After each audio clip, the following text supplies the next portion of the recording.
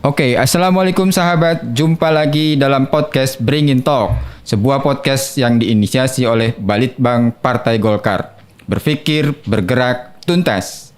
Hari ini kita akan membahas seputar pidato Presiden Prabowo di sidang umum PBB akhir Agustus lalu. Kira-kira apa yang kemudian menjadi fokus perhatian dunia terhadap pidato PBB, kita akan ulas bersama narasumber kita. Siapa narasumber kita, Mas Bambang, hari ini? Dr. Dan Mikoy. Thanks for having me. How are you, Dr. Mikoy? I'm good. I am good. Thank you. Thank you for coming to our podcast. It's my pleasure. Oke, apa kabar, Dr. Mikoy? I'm good. Baik. Sehat? Sehat. Oke. Anda, Dr. Mikoy, ini seorang research fellow di Illinois University, US, dan sekarang juga sedang melakukan penelitian di Indonesia dengan bertempat di kampus Universitas Islam Internasional Indonesia. Benar. Benar, Dr. Mikoy? Benar. Oke. Dr. Mikoy, kita akan membahas tema yang saya kira menarik hari ini tentang hubungan Indonesia, Palestina, dan juga Israel di dalamnya. Belakangan ada hal menarik tentang hubungan ketiga negara ini terkait dengan pidato Presiden Prabowo di sidang umum PBB September 2025 lalu begitu. Nah, apa yang Anda bisa gambarkan tentang pidato Presiden Prabowo di sidang umum PBB tersebut yang saya kira banyak juga menarik perhatian dunia. Banyak tokoh-tokoh dunia memberi apresiasi positif terhadap pidato Prabowo tersebut. Bagaimana komentar Anda? I think his speech, the impact of it is far-reaching right now. It's there's been a lot of analysis written of it since it, from the left, the center, and the right, from the United States, from Israel, from Indonesia. A lot of it is seen as positive, and the traditional quarters that are more aligned with Israel and the Zionist state and the actions that being committed in Gaza in the name of Israeli security, they have a much more negative viewpoint of it, which is very usual to have. It's par for the course. Juxtaposed in contrast with Trump's fiery, polarizing speech at the PBB, President Prabowo Subianto's speech was much more universally well received, warmer, full of more promise, more possibility. Whereas the speech by President Donald Trump, I thought, and many of us thought, was doubling down, staying with Israel until the mission is completed, and sticking to a particular viewpoint that U.S. foreign policymakers, in line with foreign policymakers in Tel Aviv and Jerusalem, have had since at least October 7th. So while the rest of the world is coming to the realization and asking, when is this conflict going to end? What is the ultimate goal, the ultimate aim of this occupation? The U.S., meanwhile, has said that we are going to stick by our Israeli partners, Prime Minister Benjamin Netanyahu, all the way. And so now what has come up in the last, the developments are so quick right now and far-reaching. Now there's a 20-plus point peace proposal on the table right now that the United States and the Qataris have issued to Hamas to accept. And the leadership of Hamas has yet to answer what it is. What's different speech President Prabowo's speech compare with next President others? Concerning Gaza? Yeah, concern. Well, I think there was the promise of maybe going back to, so a professor of mine at NIU, Dr. Eric Jones, wrote a very interesting op-ed in the Jakarta Post recently, saying that this could be another kind of Yugoslavian moment that SBE President SBA committed in the 1990s under UN peacekeeping, PBB peacekeeping, when Israel committed 10, maybe 20,000 UN peacekeeping forces to Yugoslavia during its civil war to bring that conflict to a close, to extend security cooperation, to be a more amiable force on the world stage.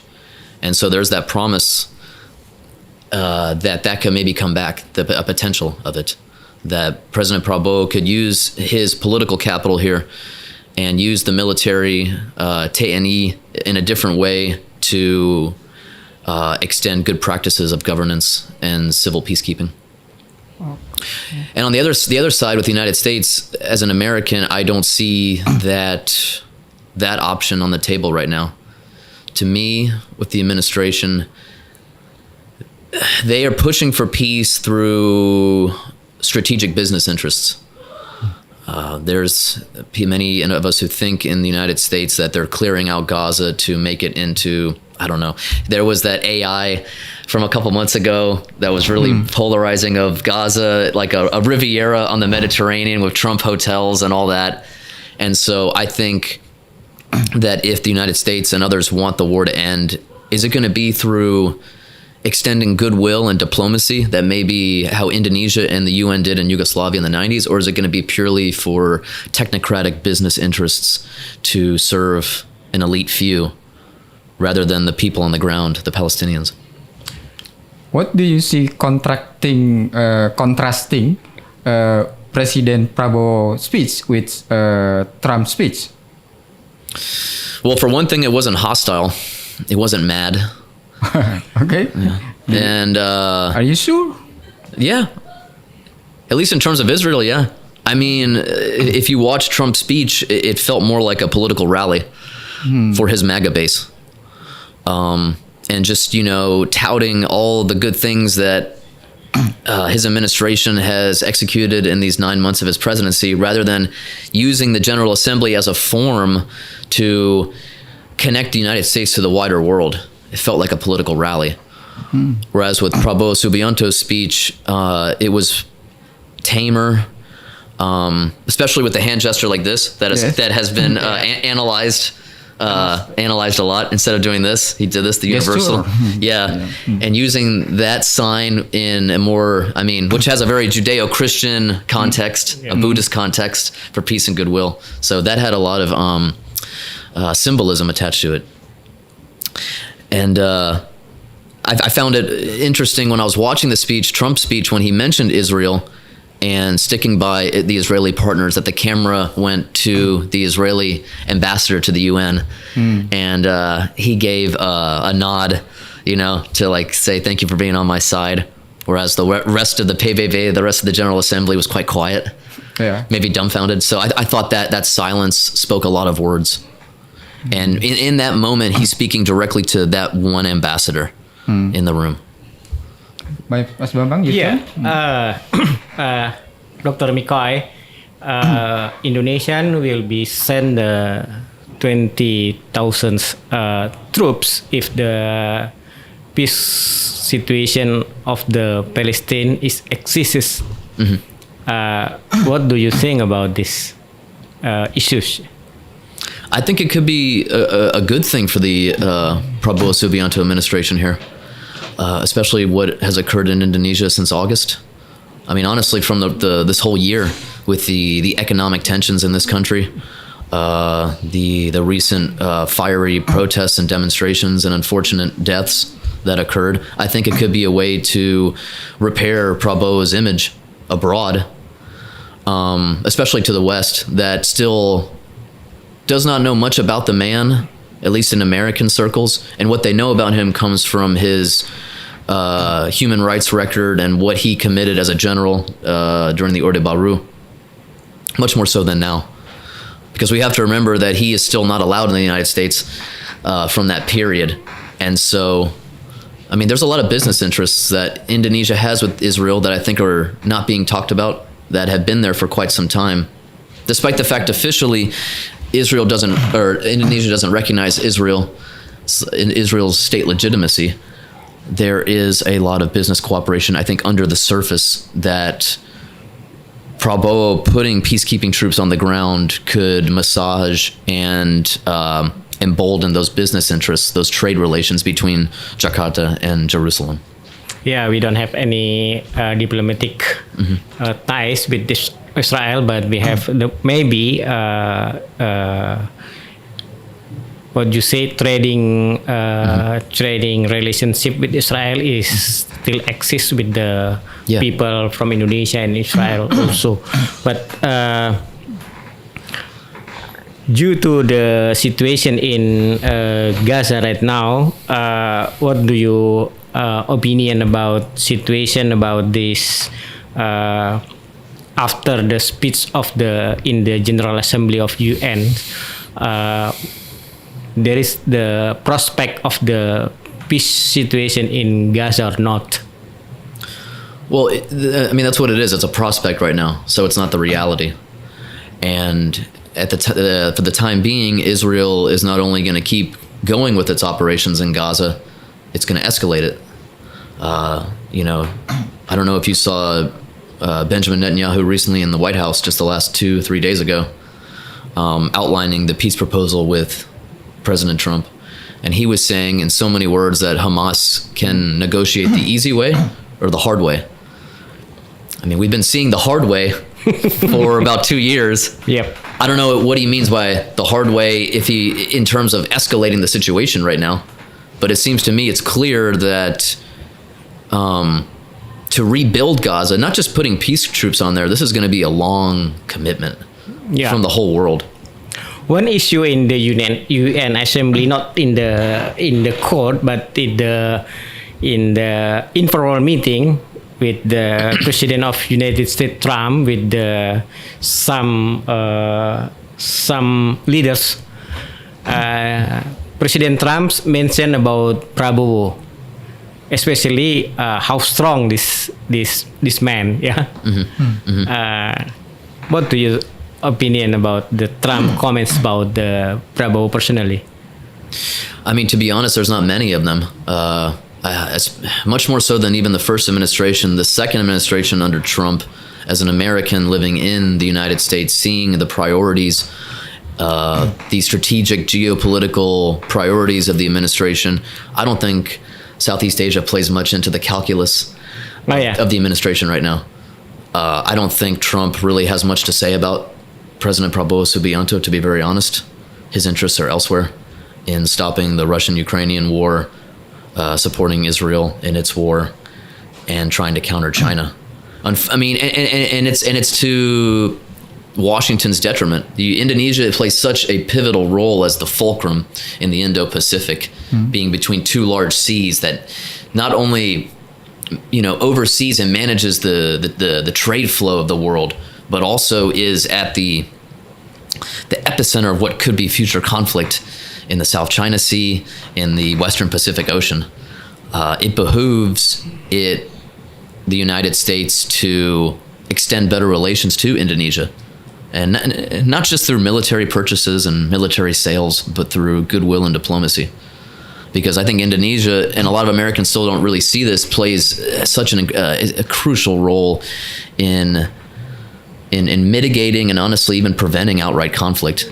But Indonesia also needs to, I think, as a historian who looked at Indonesian Cold War diplomacy and its high watermark points during the end of the Cold War, how it settled the Third Indochina War with Vietnam, how it brought detente between China, Vietnam, and Indonesia in the late 80s, early 90s. Indonesia, I think, needs to elevate its bebas aktif foreign policy, Weltanschauung, its worldview, to really use that to its advantage.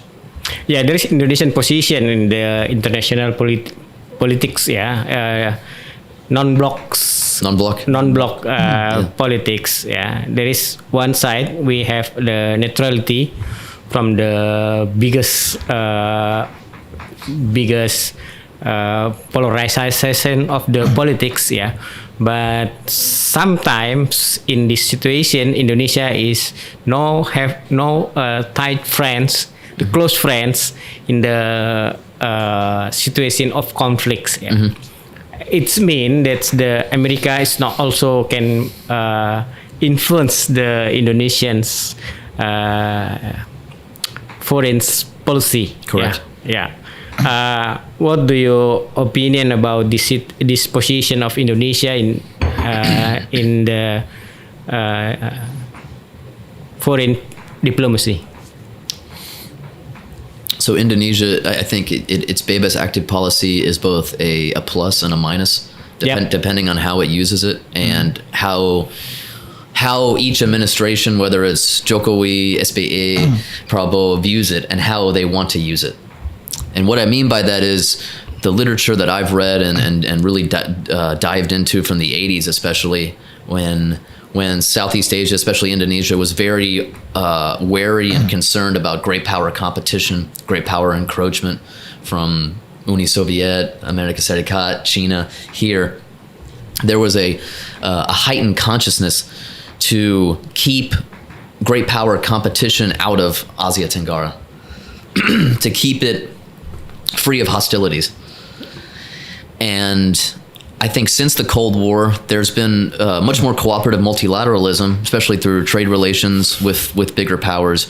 But I think also in some ways that Indonesia has lost a little bit of its muscle and will to really project its bebas aktif foreign policy in ways that people like Mohtar Kusumatmaja, Ali Alatas did so wonderfully in the 80s and 90s. Especially concerning ASEAN, I've looked at a lot about how Indonesia back then viewed its relationship with its ASEAN partners. And while, Pak Suharto, he was saying, ASEAN foreign policy is Indonesian foreign policy. It's an extension of us. So we have to be cooperative and a team player with our ASEAN partners if we want to make national resilience turn into regional resilience, as he's theorized, philosophized.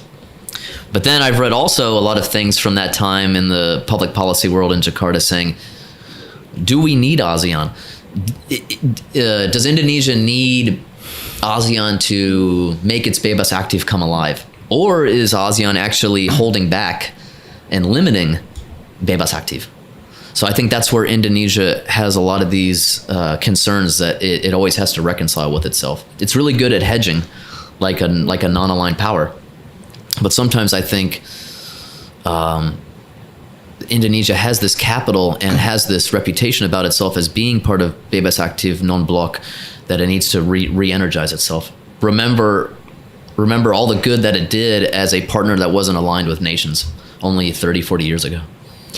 Dr. Mikoy, before we continue, I want to speak with our netizen ya sahabat. Sebelum kita melanjutkan diskusi kita dengan Dr. Dan Mikoy, jangan lupa ya subscribe, share, and comment podcast ini dan berikan komentar dari apa yang telah disampaikan oleh Dr. Mikoy. Silakan Pak Amir. Dr. Dan Mikoy, are you okay? Conversation in bahasa Indonesia? Yeah. Okay. Dr. Dan Mikoy, pasca sidang umum PBB, banyak negara yang melakukan pengakuan terhadap Palestina, termasuk Inggris yang dulu jadi sponsor utama Israel. Oke. Dan Prancis. Apa opini Anda terkait adanya perubahan negara-negara tersebut? Saat ini opiniku tentang situasi itu, perkembangan itu harus menunggu untuk dampak-dampak ya. Dulu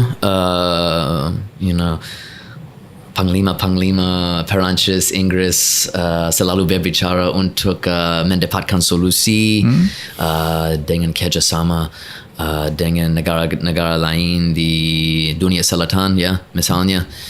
Tapi pada orang yang belajar sejarah ada banyak misalnya. Aku. You can speak English also. Okay. Okay. I have to look at the record of France and England in terms of the last 20 years, in terms of the war on terror and its prioritization with helping the United States go into Iraq and Afghanistan, and Syria.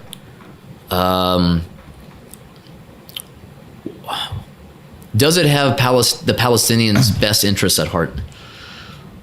Do they share the same aspirations, the same goals to see this conflict through? Or do they have other interests with this? So I'm always non-believing, a little bit incredulous as to what the true motivations are with the West in the Arab world, at least since 9/11. So right now, I don't look at it positively or negatively. I'm in the middle. I'm ambivalent. After General Assembly of UN, are you sure many countries to support Palestine? Yeah. I see that. Yeah. Are you sure Palestine achieve freedom? That's a big question. That's a big question. Why? It's a big question because even if Hamas, for instance, accepts this peace treaty, what is the future going to be like for Palestinians living in the West Bank, which we've seen through the track record of the Netanyahu administration want to take next. Very right-wing elements in his party want to take the West Bank next. So if we stop the conflict in Gaza, okay, is this going to soothe the appetite of some of the far right in Israel from wanting to re-engage to do this again and go to the West Bank next? Because I'm looking at this from a historical viewpoint. I'm a historian. And so a lot of this comes around, and we have to have long-term vision with this. I think right now a lot of people are seeing this in a short-term way right now, in the here and now. And it's good to stop the conflict now. But like my question that I'm asking myself all the time now is, what is the ultimate goal? What is the ultimate aim and objective of the Israeli occupation of Gaza? Okay. In terms of, and also in terms of the destruction, there's destruction all throughout Gaza. How is that going to be rebuilt? Who is going to be tasked to rebuild that? Who is going to pay for that? How long is this going to take? Okay. Yeah. So peace is one thing, the ceasefire is one thing, but if the leaders in Washington and Tel Aviv are talking about redevelopment, who is going to help actualize that, and who is it going to serve? Is it going to serve Palestinians, or is it going to serve Western technocratic business interests? Okay. Many countries, include Indonesia, propose two-state solution. Are you agree? I do agree, and I thought the best time from a historical perspective that the two-state solution was viable was when Yitzhak Rabin and Yasser Arafat made that agreement with President Clinton in 1995, the Camp David Accords. Shortly thereafter, Yitzhak Rabin was assassinated by a far-right Zionist. So the two-state solution has been viable. It's been a viable option, and the Palestinians historically have wanted it more and pushed for it more, and Nagar Lain have been with that as well. But it also begs the question if how many policymakers in Jerusalem want that too? What's the challenge to execute or implement two-state solution? Well, first, so let's look at the war in Cambodia between Vietnam and the Khmer Rouge in the late 80s, early 90s. There was a lot of diplomatic cooperation in the PBB with the Global South, with Indonesia, with Australia, and they made these comprehensive settlement frameworks to first enact a ceasefire. Luckily, now there's not so much infighting and factions going at each other like there was in Cambodia at that time. So this could be a little bit easier in a way, but the first thing that needs to be done is a ceasefire, and also to allow humanitarian aid to come back in. They need to allow the flotilla coming in from Gaza, which I've seen So you mentioned England and France, which is interesting. But what I think is more interesting is that what was it? Italy and another country actually stood their ground 2 weeks ago and said, we're going to allow and help escort the flotilla and the humanitarian aid into Gaza. Yeah. I think this is a fault line in the West that should be looked at more. These countries, these two, might have more, what do you call it? They might have Palestinians' interests more at heart than, say, England and France. Italy and Spain, maybe. Exactly, yeah. Through that action alone. Because that was an action. That was a coordinated physical response with using its naval power. Instead of words, maybe just empty words uttered by Keir Starmer and the French President Macron. What's another option to solve Palestina freedom selain opsi? Well, there has to be greater democratic participation in the electoral process, and that means there needs to be more political groups that can come up than just Hamas. That's the problem too. There's the monopolization of political power in Gaza that Hamas has controlled since 2006, so for almost 20 years now. So that has always been a negative in terms of moving forward with a two-state solution and granting better democratic governance and the civil electorate process for regular Palestinians. There needs to be, I think, more of a colorful array of political parties able to step up and be that change that Palestinians want to see instead of just Hamas. Oh, okay. Mas Bambang? In the meantime, the United States administration is not agree about this UN Assembly, US Assembly voices about two-state solution. Yeah, but I want to ask about the American people voices. What they say about this situation. The administration is not agree with this policy. Is the UN decision.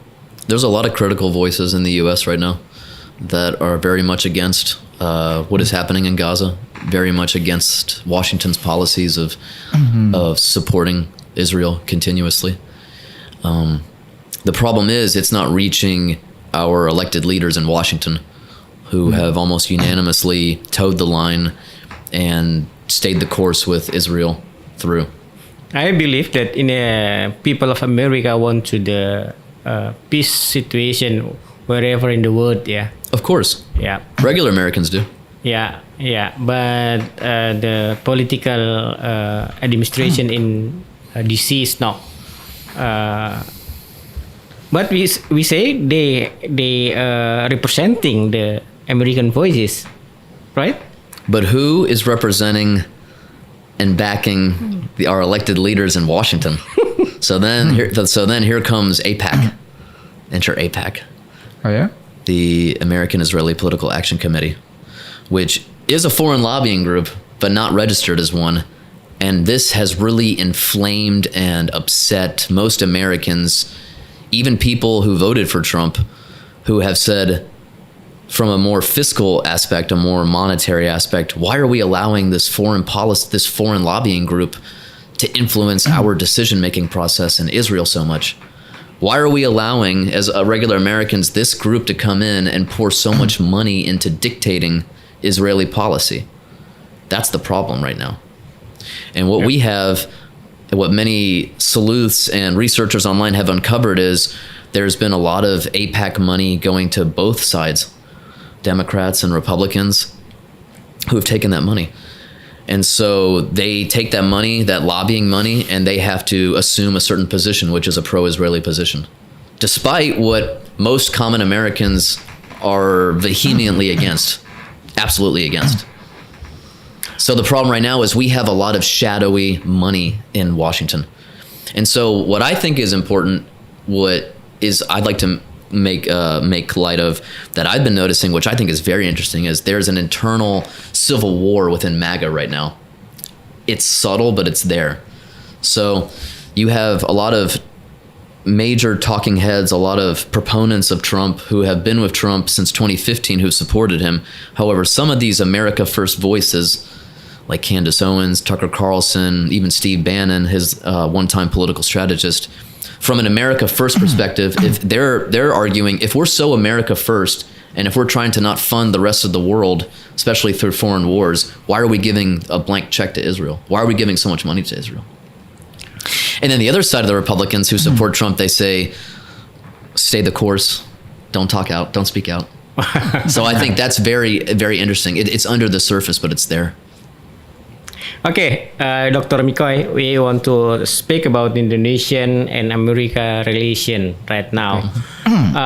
What your opinion about Indonesian and American relationship? Let's say 10 years in the future. In the future, yes.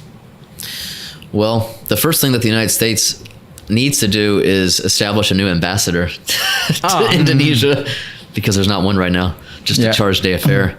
So I think at least in the beginning right now, we need greater participation, political participation from America in Indonesia, and to, I think, extend better trade relations. One thing that I've noticed every time I come to Indonesia is I see all this infrastructure and this economic diplomacy between China and Indonesia. How China helped bankroll the high-speed rail from Bandung to Jakarta. And I ask myself, if the United States is sending money around for foreign wars and all this development, why aren't they? We have the money. The United States has the money to enact greater economic cooperation, economic diplomacy between Indonesia and the United States. You have which I think if that were to happen, it would, as we say in the States, sway hearts and minds.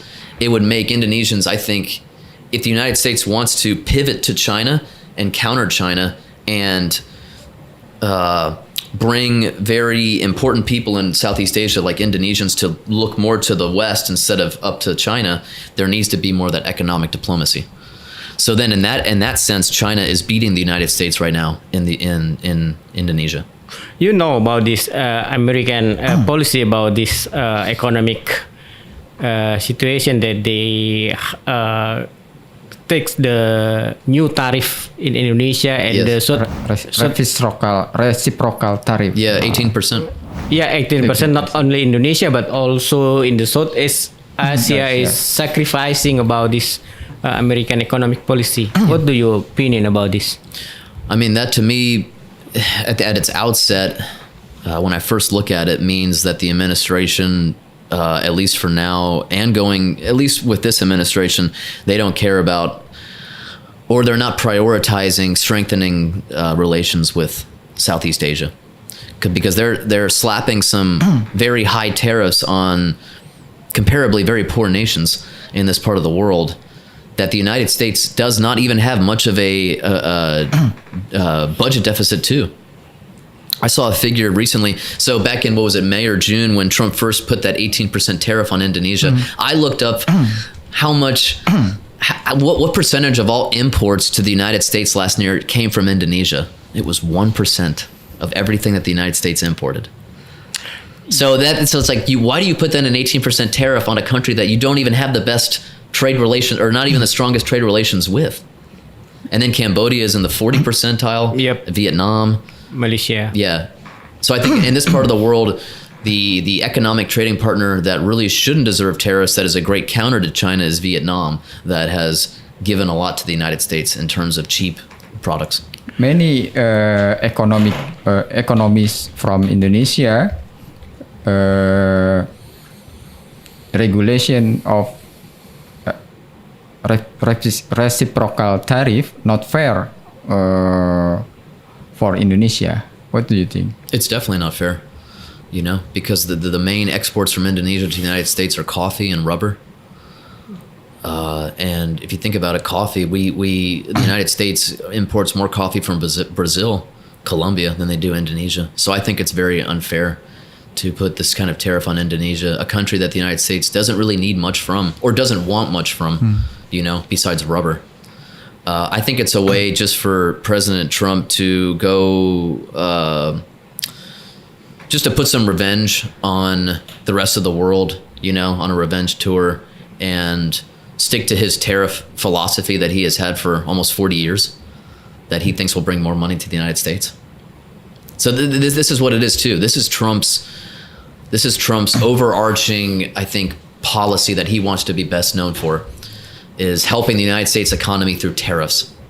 So I think this is, in a way, the tariffs have always been a legacy project for President Trump that he is now able to actualize to the fullest. And unfortunately, nations like Indonesia have to suffer for it. Yeah, there is a problem, for us in Indonesia, because the American policy about this make our negative opinion about the United States, and all, not just from the administration but the people of America also. There is I think it's not easy, for us to tie the new good relationship between two countries about because of this case. Of course. Yeah. Of course. And what your opinion to make the good side? We're not talking about this case also, but maybe in your side we have some idea to make a reconciliation relationship between people America and also Indonesia. You mean people to people, or government to government? People to people. People to people. I think regular Indonesian people need to remember and understand that regular Americans like myself do not want tariffs to be put on the world. Because you have to remember what a tariff is. It's an import tax. The people who are paying the tariffs are regular Americans who are paying those tariffs. And so that's what I hope Indonesians remember too, that it's not just you who are suffering or suffering from reputation due to the presidency in the United States, but it's regular Americans too. So, yeah. Okay. And many of us don't want the tariffs. You have to remember that. And so, and right now, it's definitely biting Americans now. The economic ramifications are definitely beginning to unfold. The cost of living is getting higher. Products are getting higher in the United States. But the president, this is the hill that he wants to die on. This is his overarching, I think, legacy project is the tariffs. He is convinced that tariffs are going to work. Yeah. Dr. Bikoy, there is a different angle about Indonesia from your side as an Indonesian expert. I want to your opinion about what do you opinion about Indonesian democracy development in the last, let's say, 30 years in Indonesia. What do you think? That's a complex question. Make it hard. That's a deep question. In terms of democratization in Indonesia? Yes. So democracy in Indonesia is a very beautiful thing. It's rebellious, it's volatile, it's intense. As we've been seeing this year with like movements like Indonesia Gelap and the events in August that we've seen. And we have to remember too that I think a lot of great Indonesia scholars in the United States have been making light of is that this isn't just related to the economy. This isn't related to young people having a hard time finding jobs. This, in many ways, as historians and political scientists and international relations experts have looked at from a long time, is the consequences of eroding democratization in Indonesia that has unfolded since the Orde Baru ended. And in the last 10, 12 years, many have noticed and written about the acceleration of the consolidation of state power, a renewal of dual function between Polri and TNI. And so it's very heartening to me to see that young people in Indonesia, regular people in Indonesia, feel so strongly about this, are very sensitive to this. They know what's going on. And they're worried that just like in the United States right now, that the central government is concentrating too much power, and the checks and balances are being eroded. You know, there's no separation of powers, or the separation of powers is becoming blurred.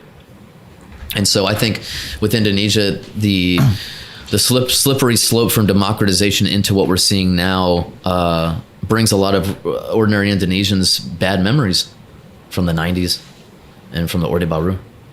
And so they're through protests and demonstrations, they're trying to remind people of how far Indonesia has come in a very beautiful way since the Orde Baru fell. You know, it could have split up like the Soviet Union, it could have split up like Yugoslavia, but this country that's 280 million people, 700 different ethno-linguistic groups, thousands of dialects, that is this unified democratic force, the third largest democracy in the world after India and the United States.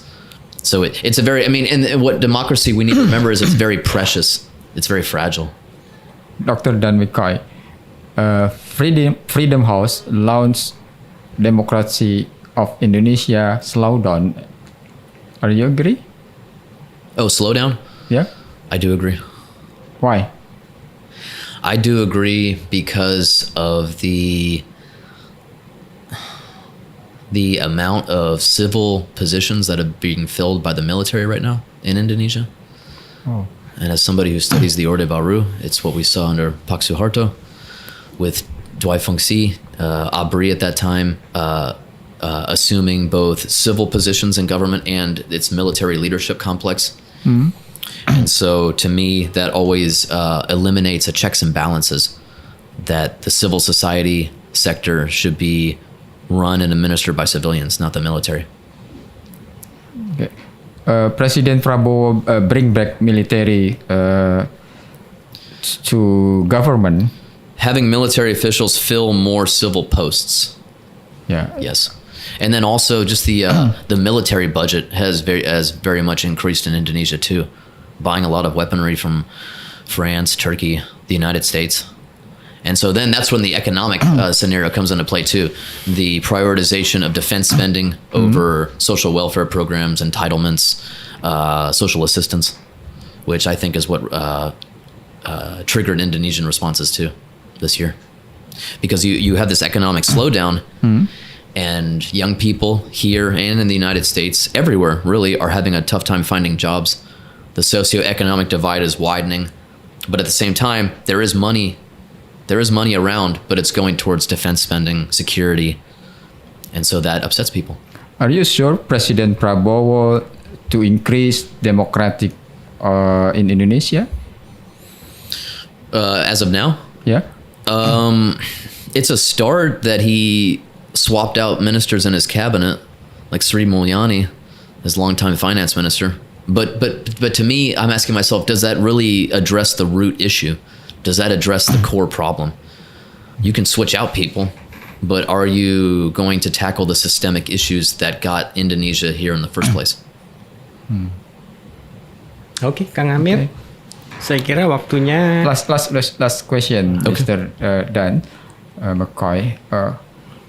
What's different leadership President Prabowo and President Jokowi to build Indonesia diplomacy with America? Oh, there's so much potential there. Especially during Pak Jokowi's first term, he was much more focused on national infrastructure, national development. So, and rightfully so, he looked more inward domestically and addressed domestic problems, and kind of took Indonesia away from the diplomatic world stage. In his second administration, he launched back into the international political arena with having the G20 summit in Bali in 2022 and whatnot.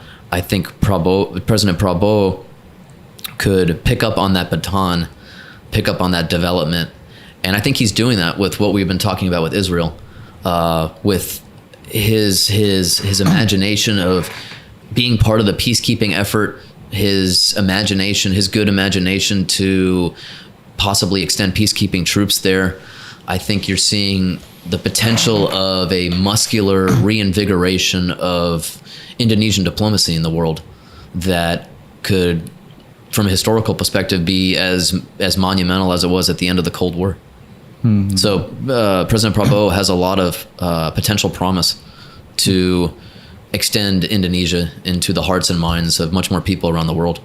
And a great place to start would be in Gaza with conflict resolution. Presiden Jokowi built Indonesia diplomacy very focused to China, and different President Prabowo. Yes, you agree? He did. I agree. I agree. Oke, Mas Bambang. Sahabat, bincang-bincang kita tidak terasa sampai ke penghujung. Kita betul-betul menerima insight yang baik sekali dari Dr. Dan McCoy dari Northern Illinois University yang kebetulan sedang berada di Indonesia untuk fellowship program dari Universitas Islam International Indonesia. I want to your last comment about this situation in Indonesia and your hope or your wish in the future of our relationship. What your last opinion? From what I've been seeing in Indonesia this year, specifically with the economic problems and strife, they mirror the United States. We're so much alike in so many ways. And I wish both of our peoples would see that more and more, that we share so many commonalities with eroding democratization, high cost of living, a diminishment of upward social mobility, and seeing those commonalities that we share in many similar struggles brought on by globalization or neoliberal economics. I think that'd be a good place to start to establish a deeper brotherhood. Thank you, Dr. Dan McCoy. Sahabat Dan McCoy. Sahabat, demikianlah bincang-bincang kita dengan Dr. Dan McCoy. Semoga Anda memperoleh lebih banyak insight dan pelajaran dari apa yang disampaikan oleh Dr. McCoy. Dan jangan lupa selalu subscribe, share, and comment. Sampai ketemu di podcast selanjutnya dari Balitbang Golkar. Berpikir, bergerak tuntas. Assalamualaikum warahmatullahi wabarakatuh. Waalaikumsalam.